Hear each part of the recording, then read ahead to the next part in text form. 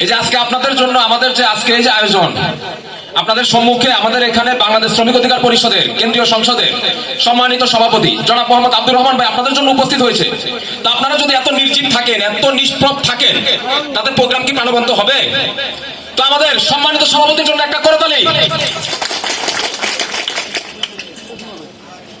আজ কোনাবাড়ী থানা শ্রমিক অধিকার পরিষদের পরিচিতি সভায় আমাদের মাঝে উপস্থিত হয়েছেন বাংলাদেশ শ্রমিক অধিকার পরিষদের কেন্দ্রীয় সংসদের সম্মানিত সভাপতি, মেহনতি মানুষের কণ্ঠস্বর জনাব আব্দুর রহমান ভাই। উপস্থিত আছেন গাজীপুর জেলা গণ অধিকার পরিষদের কর্মী বান্ধব, জনবান্ধব নেতা জনাব মোহাম্মদ আজহারুল ইসলাম পাঠান ভাই। উপস্থিত আছেন আমাদের গাজীপুর মহানগর গণ অধিকার পরিষদের অন্যতম সংগঠক শিবন হাওলাদার ভাই। উপস্থিত গাজীপুর মহানগর শ্রমিক অধিকার পরিষদের সংগ্রামী সভাপতি, 24-এর বিপ্লবের সম্মুখ সারি যোদ্ধা জনাব মোহাম্মদ মাজেদুর রশিদ। উপস্থিত আছেন গাজীপুর জেলা শ্রমিক অধিকার পরিষদের সংগ্রামী আহ্বায়ক জাকির হোসেন রবিন ভাই। এছাড়া উপস্থিত আছেন আমাদের আজিবর ভাই। উপস্থিত আছেন আমাদের কোনাবাড়ী থানা যুব অধিকার পরিষদের সাবেক আহ্বায়ক সালাউদ্দিন ভাই। উপস্থিত আছেন আরো সংগ্রামী অনেক নেতৃবৃন্দ। আপনাদের সকলকে আমার সালাম, আসসালামু আলাইকুম রহমতুল্লাহ। তো আজ আমাদের যে পরিস্থিতি সভার আয়োজন করা হয়েছে, কোনাবাড়ী থানা শ্রমিক অধিকার পরিষদের সম্মানিত সভাপতি জনাব মোহাম্মদ সুরুজ বিশ্বাস এবং সাধারণ সম্পাদক আলমগীর হোসেন এবং কোনাবাড়ী থানা শ্রমিক অধিকার পরিষদের সংগ্রামী সম্মানিত সকল সদস্যকে জানাই ধন্যবাদ এবং কৃতজ্ঞতা। তো যে কথা আজকে এখানে আমাদের বলার জন্য আপ্রাণ চেষ্টা। আপনারা জানেন গাজীপুর মহানগরের কোনাবাড়ী একটি শ্রম বান্ধব বিসিক শিল্পনগরী এলাকা।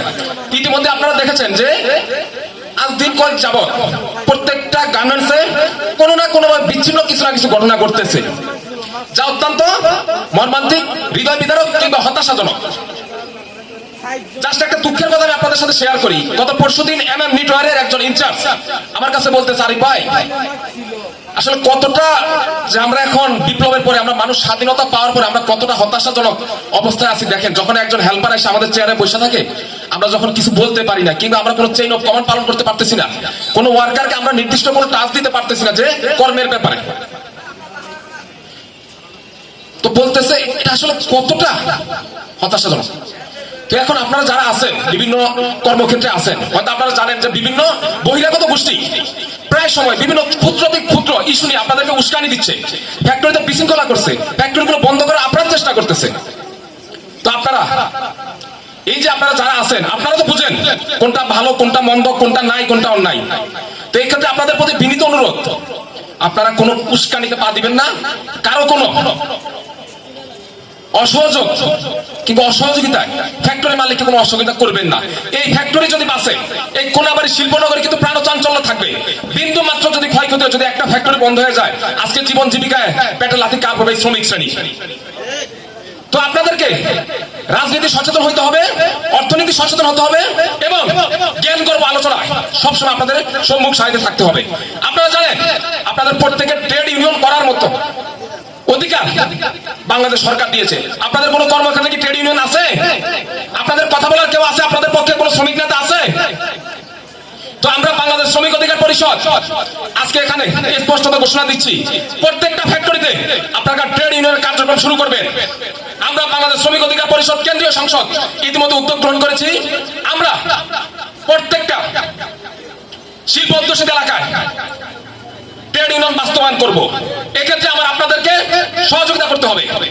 প্রত্যেকটা ফ্যাক্টরিতে আপনারা যারা আছেন 200 আইডি কার্ড এবং পরিচয়পত্র আমাদের হাতে হস্তান্তর করবেন। আমরা 1 সপ্তাহ থেকে 10 দিনের ভিতরে আপনাদেরকে ট্রেড ইউনিয়ন বাস্তবায়ন করে দিব।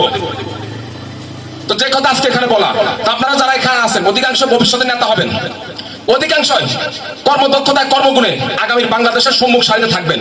তো আপনারা যারা নেতা হবেন, আপনাদের প্রতি জাস্ট কয়েকটা একজন নেতার কয়েকটা গুণাবলী থাকা উচিত। সুনিপুণ দক্ষতা। দক্ষতাটা হলে একজন কর্মীকে আপনি কিভাবে পরিচালনা করবেন। একজন নেতা কর্মীর সাথে তার সক্ষতা কিরকম থাকবে, এটা হচ্ছে একজন নেতৃত্বের দক্ষতা, যোগ্যতা। নেতা হওয়ার জন্য নির্দিষ্ট কোনো ক্রাইটেরিয়া থাকে এখন আপনাদের নেতা আপনারা কাকে বানাবেন? কোন অযোগ্য অদক্ষ অযোগ্য লোককে আপনারা নেতা বানাবেন?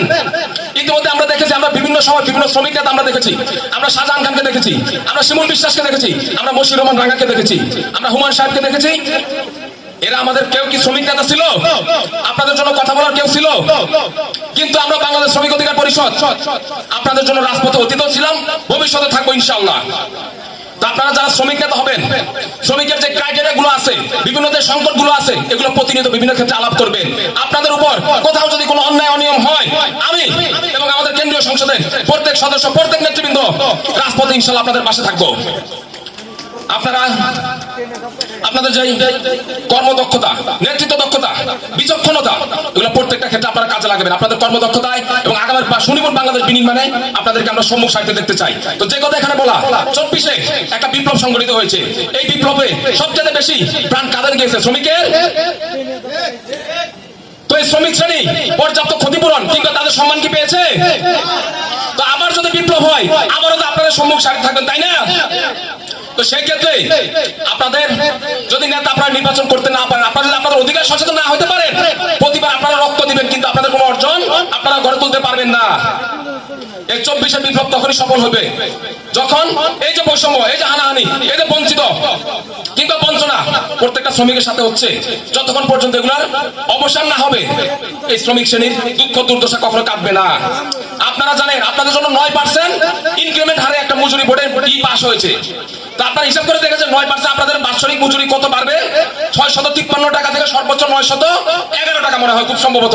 এগুলো কি আপনারা জানেন? আপনাদেরকে কেউ বলেছে? কেউ বলে নাই। তো এখন একজন শ্রমিকের, একটা সরকারি কর্মকর্তা যখন বাৎসরিক ইনক্রিমেন্ট বাড়ে, প্রমোশন হয়, তার বেতন কত টাকা বাড়ে জানেন আপনারা? তাদের কততম গ্রেড চলে, কততম গ্রেড থেকে কততম গ্রেড আপনারা জানেন? জানেন না। তো আপনাদের যদি ন্যূনতম রাজনৈতিক সচেতনতা না থাকে, আপনারা নিজেদের অধিকার কি করে আদায় করবেন? তা আপনাদের প্রত্যেককে রাজনৈতিক সচেতন এবং অধিকার সচেতন হওয়ার অনুরোধ জানিয়ে আমি আমার সংক্ষিপ্ত বক্তব্য শেষ করছি। ধন্যবাদ সকলকে। আসসালাম।